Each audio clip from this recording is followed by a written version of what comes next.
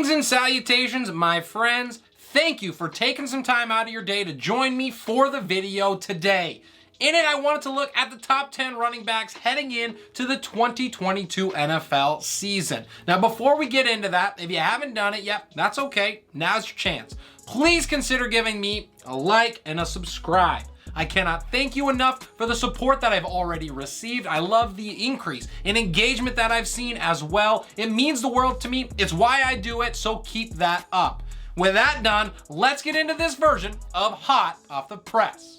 After completing the backfield video, I wanted to take a closer look at the stud running backs in the league on their own and rank my top 10 backs heading into this season.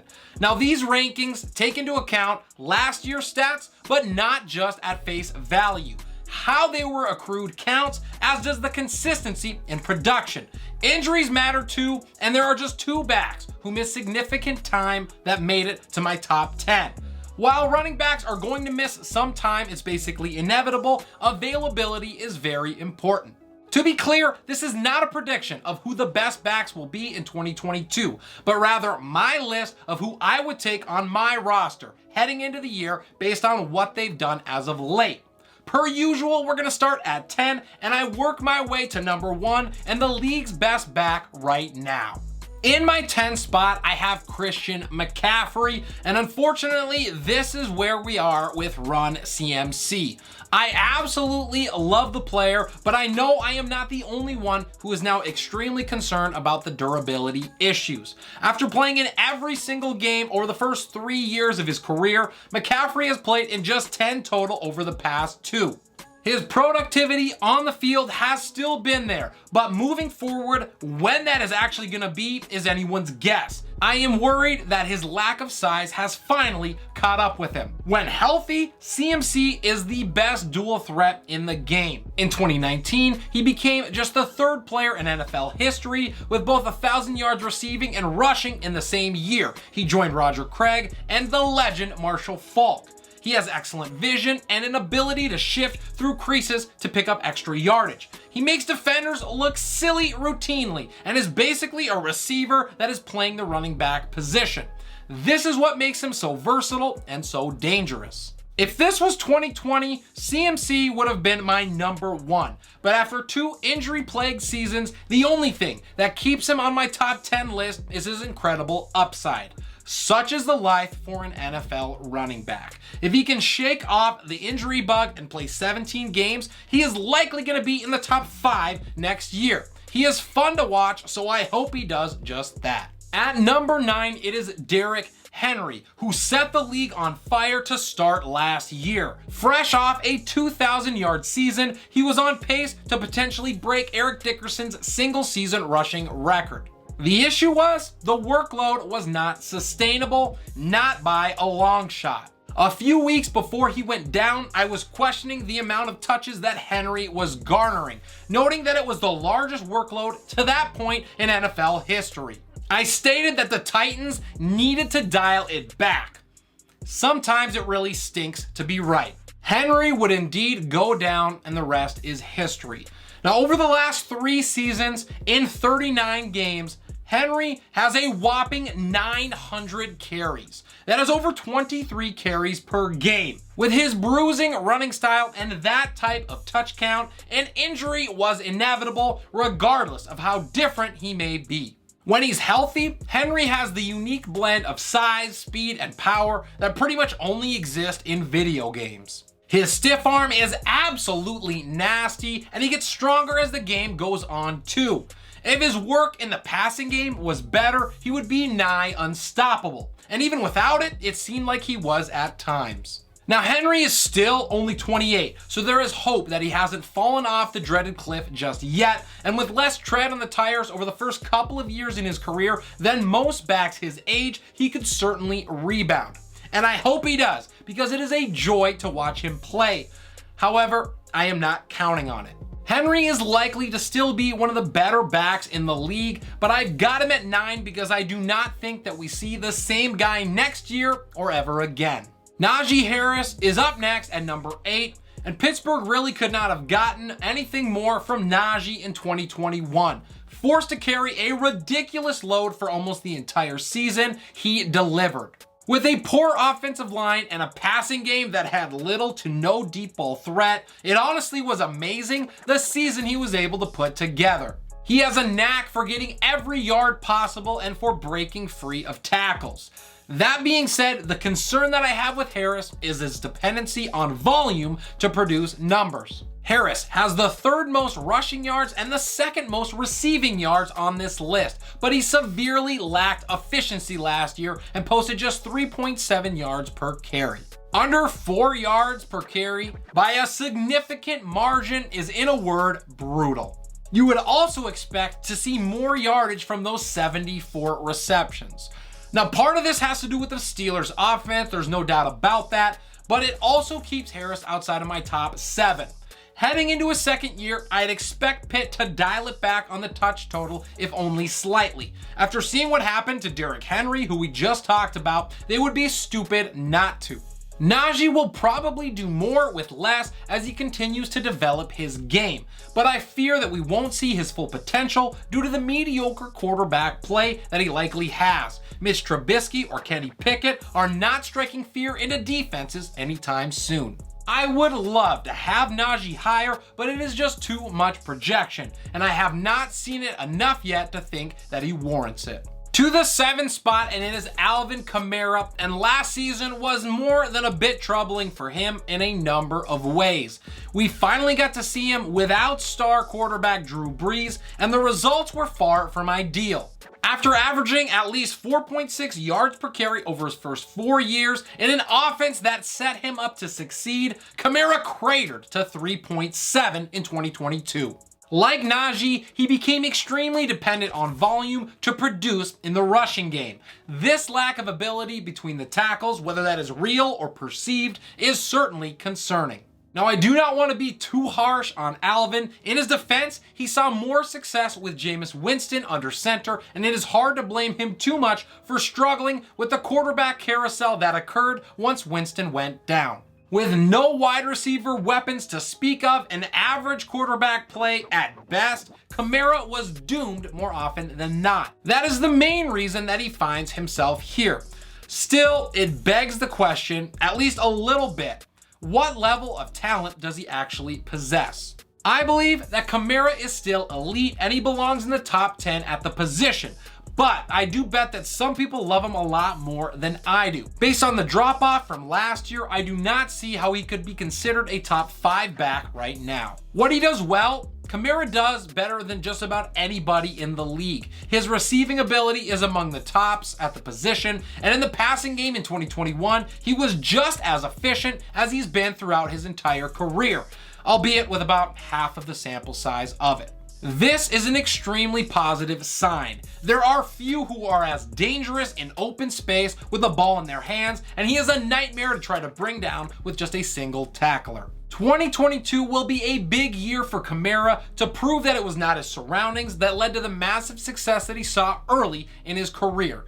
While I don't expect him to get anywhere near the efficiency that he saw with peak Brees, I do think that he evens it out a little bit and gets over that 4 yards a tote number. He has a bounce back year on the ground by his lofty standards. The situation surrounding him is going to be a lot better, and that will help him out tremendously. He's going to continue to dominate through the air and make it tough on defenders. Kamara is still among the league's best, and I believe that he proves that in the year to come.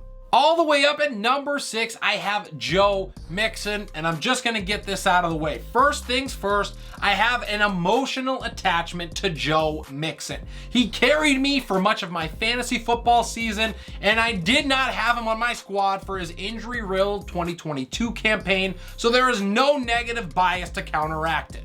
With that out of the way, let's dive into what makes Mixon a borderline top 5 back in the league for me right now.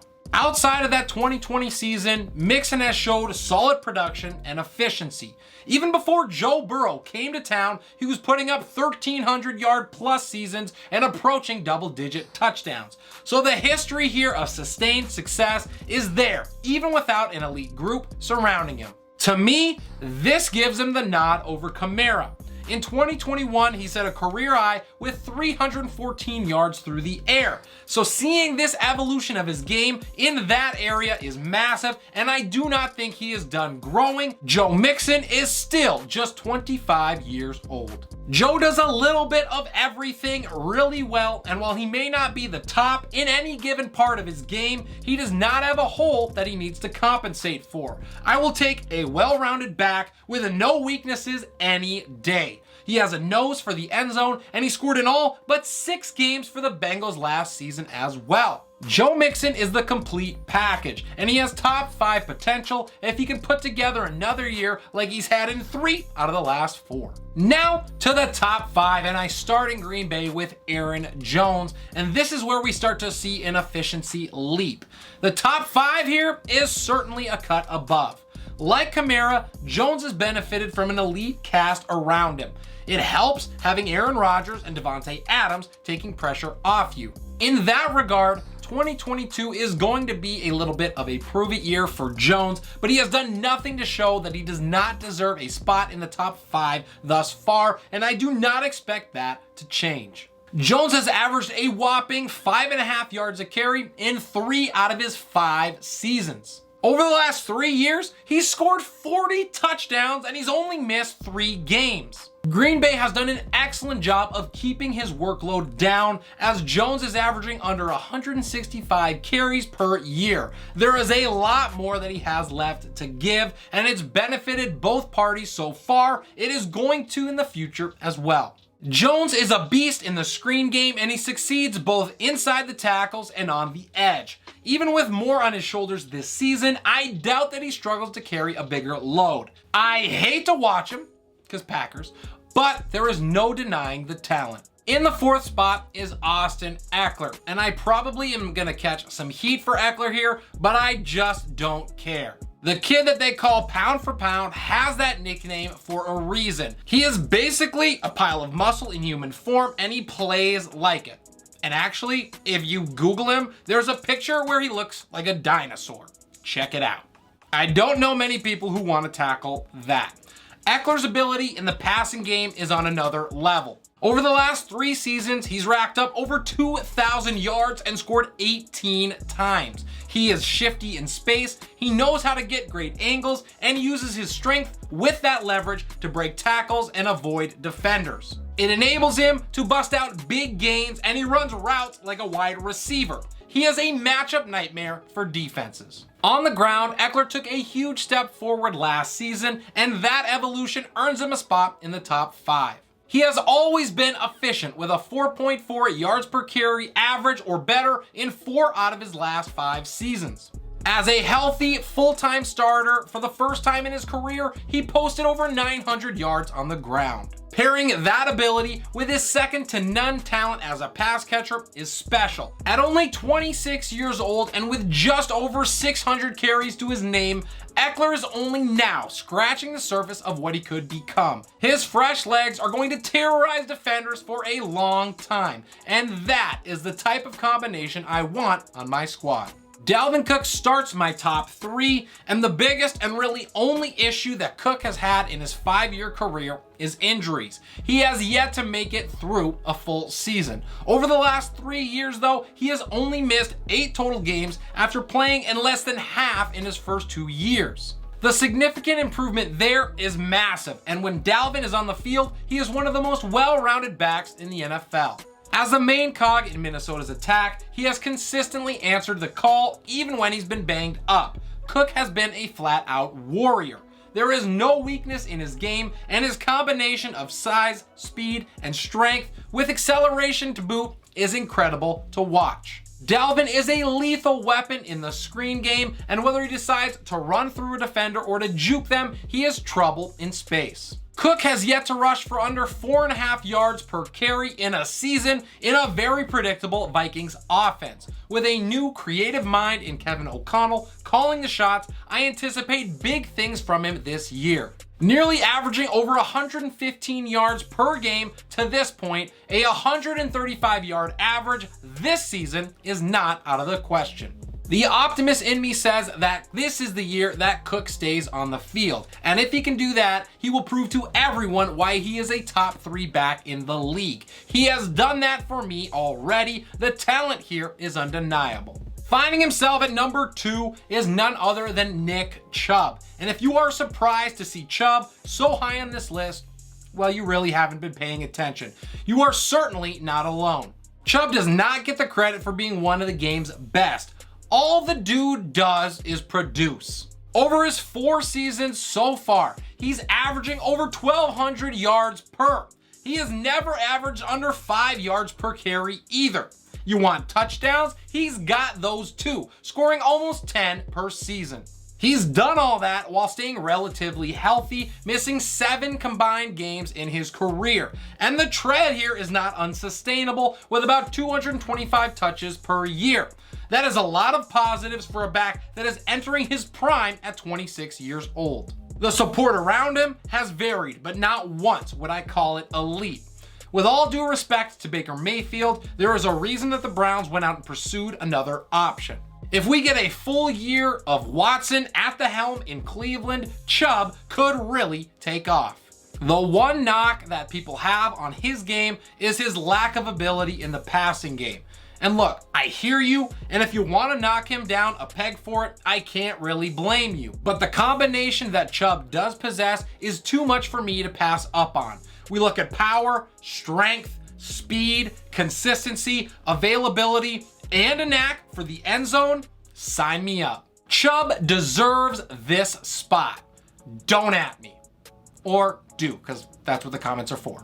We finally make it to number 1, and it is none other than Jonathan Taylor. After an excellent rookie season, Taylor was expected to take a step forward in 2021. However, he wasn't expected to set the league on fire and take the crown from the king too. He did that and then some. I do not call him the chosen one for no reason. Watching Taylor play is a sight to behold. In the last 12 games of 2021, Taylor rushed for 100 plus yards 9 times. 5 of those games were 140 yard plus performances. From weeks 4 to 15, he scored 19 times. I could go on for days with JT stats, but let's proceed. Still just 22 years old, the sky is the limit for this kid. He scored 32 touchdowns and rushed for nearly 3,000 yards in 2 seasons. He can catch it out of the backfield, block, and he has already showed elite ball carrier vision, elusiveness, and speed. If you built a running back from scratch to be the best combination possible, you would build Jonathan Taylor. The carries last year were higher than I'd like, but when you're averaging 5.5 yards per tote, I suppose you get the ball a lot. I mean, what else was Carson Wentz supposed to do? Throw the ball? Nah. Even so, at this stage in his career, there is a lot more fuel left in the tank for Taylor. To me, there is no question who the number 1 back in the league is right now. It is Jonathan Taylor, and it is not even close. That is all I have for you guys for the video today. I really hope you enjoyed the content, and I hope you learned something. If you're new to the channel, if you haven't done it yet, for whatever reason, I would greatly appreciate a like and subscribe. All of the support that I get, it means so much. It helps me out a ton. It enables me to do what I love so I can keep bringing you the content that you love. If there is any content that you are wanting, please post that in the comments down below. I do this for you guys. If I missed on my rankings, you just disagree, or you are behind me in what I thought, I want to hear about that too, and I would love to hear from you. This is Relentless Press. I am your host, Avery Mopats, and we will see you next time.